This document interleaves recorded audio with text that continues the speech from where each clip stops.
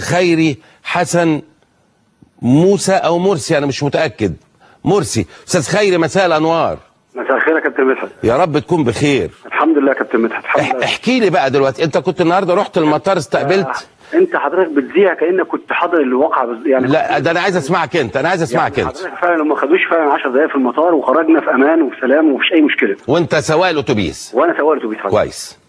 طبعا على ما وصلنا عند الفندق كان في يعني ناس في السكه عادي بمصر مصر مصر، ناس بتشجع مصر، الاعلام على العربيات كلها وعلى الناس كلها مش شايله اعلام بتقول مصر. نعم. بداوا هم من جوه الباص، واخد بالك حضرتك، يكسروا في الازاز ويشتموا فيهم من جوه الباص؟ من جوه الباص. طب كسروه ازاي؟ كسروا الباص حضرتك، في الباص كله ازاز وكله ما فيهوش شبابيك. ففي شواكيش اللي هي بتاعت الطوارئ. شواكيش الايه؟ الطوارئ. الطوارئ. بتبقى جنب كل قايم في الازاز كده. كويس. شالوا الشواكيش دي وبداوا يكسروا في الازاز من جوه. من جوه. بداوا يشتموا في الجمهور وبتاع، وحتى حضرتك انت بتقول وزير الشباب والرياضه. وزير الشباب والرياضه الجزائري ضاربني، خلاص بقى حضرتك، هو قتل القميص. وزير الشباب ضربك؟ ايوه ضربني. طب ليه؟ ايه اللي حصل؟ قول لي ايه اللي حصل. عشان وانا داخل الفندق. يعني انت دلوقتي لما وصلتوا الاوتيل، عشان الناس، انا عايز الناس تفهم قوي يا اخ خير يعني. ماشي. انت دلوقتي كنت راكب الاتوبيس ورايح بيهم خلاص. ايوه. وصلت الاوتيل، كان في مجموعه شباب بتشجع، بتقول يا مصر. بتشجع بتقول مصر. هم عملوا ايه بقى من جوه في اللحظه دي؟ وانا داخل باب هم شالوا الشواكيش بتاعت الشواكيش دي حديد؟ يدها بلاستيك والبوس بتاعها حديد. والبوس حديد. كويس. شالوها وكسروا الازاز وقعدوا يضربوا وقعدوا يشتموا في الجمهور وحدفوه بالطفايات بتاعت العربيه بتاعت السجاير. انت كان موقفك ايه في اللحظه دي بقى؟ انا ولا اي حاجه، انا بجري بالعربيه. انا كل اللي هو كان عايزه مني ان انا اعمل بالباص حادثه. ليه؟ لاني يعني الكلام ده تم وانت ماشي بالعربيه؟ وانا ماشي بالعربيه حضرتك. وانت داخل قبل الاوتيل؟ وانا داخل على الاوتيل. طيب وضربك ليه بقى اللي انت بتقول عليه ده؟ ضربني ده حضرتك، ضربني عشان وانا داخل الاوتيل في عربيه ليموزين قدام مني داخله الاوتيل. واخد بال حضرتك، السواق بتاعه موجود معانا وشاهد معانا في القصه. نعم. وواقف قدام مني، فالسواق يمشي وانا امشي، يقول لي امشي انت مع الناس دي. قلت له انا مش مع الناس دي، انا معاكم انتوا. مش مع الناس دي، انا معاكم انتوا. فشدني من القميص وقعدت جوه مع الدركسيون، ما لحقتش افرمل العربيه. بطل العربيه بعد ما دخلنا قدام الفندق، وراحوا واخد المفتاح ونازل من العربيه. وبعدين جابوا طوبه وكسروا الازاز اللي قدامي من جوه مش من بره. من جوه؟ من جوه حضرتك، المعمل الجنائي. وانا وريتها للاستاذ طارق بتاع النيل الرياضه، وريته الكسر من جوه مش من بره. الازاز اللي قدامي عشان فميه. يعني الازاز القداماني من بره ما فيهوش خدوش؟ ما فيهوش خدوش حضرتك، موجود العربيه واي وقت موجود العربيه. والمعمل الجنائي القطع بتاع الشرطه اكيد شاف الكلام ده. يا باشا حدد الكلام ده، حدد الكلام ده فعلا. حدد الكلام ده فعلا. وقال هذا الكلام. وبعدين قالوا ان في واحد من اللعيبه او اتنين او حاجه زي كده اصيب. حضرتك ده بعد ما جينا الفندق بساعه او ساعه الا ربع. واحد نزل من الفندق راح المستشفى من فوق.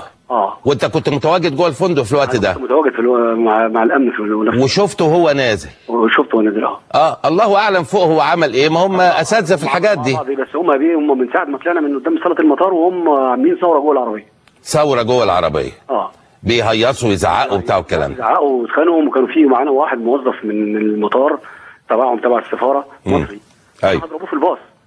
ليه؟ عشان بيقول لهم معلش يا جماعه دي مصر وانتوا الجزائر. وانا رحبت بيهم، قلت لهم مصر والجزائر واحد. دوله واحده، احنا دوله واحده عرب. الجزائر توصل، مصر توصل، احنا سيان، احنا نشجع بعض، واحنا ناس كويسين وانتوا في بلدكم الثانيه. يعني قابلينهم احسن المقابله. طب والشباب المصري اللي كان موجود ده كان موجود قبل ما توصلوا الاوتيل؟ لا دي الناس اللي واقف في المنطقه يعني ناس عاديه، مش الجمهور اللي هو جمهور. ناس عاديين واقفين في الطريق. ناس مش جمهور اللي هو جمهور، يعني مثلا يتعدى مثلا 500 600 بتاع 30 40 50 واحد. ناس عاديين يعني. وهم مسكوا العصيان اللي فيها جزء حديد. بداوا يخبطوا في اللي ما لقاش جنب منه حاجه، جاب الشنطه وكسر بالشنطه، واللي برجله. وفي ناس حضرتك، في 2 مصورين بالكاميرا، لما لقوهم بيصوروهم هم بيكسروا الازاز راحوا نازلين عليهم كسرين لهم الكاميرا. وحضرتك هم دلوقتي خدوهم دلوقتي بيصلحوا لهم الكاميرا.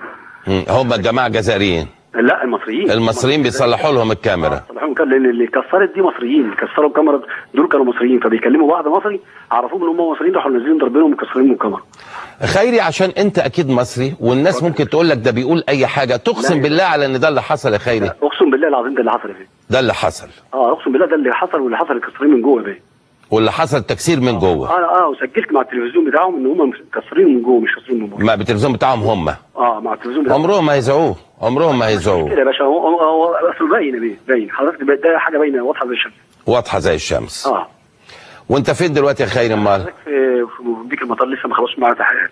بيحققوا هناك، الشرطه بتحقق؟ لا دي الشرطه خلصت، دلوقتي النيابه حضرتك اللي بتحقق. النيابه بتحقق. اشكرك يا خيري، شكرا جزيلا، اشكرك شكرا جزيلا. قبل ما اعلق، انا عندي تقرير الشرطه المصريه. الشرطه المصريه ترد على روراوه الكسر من داخل الحافله وليس من خارجها.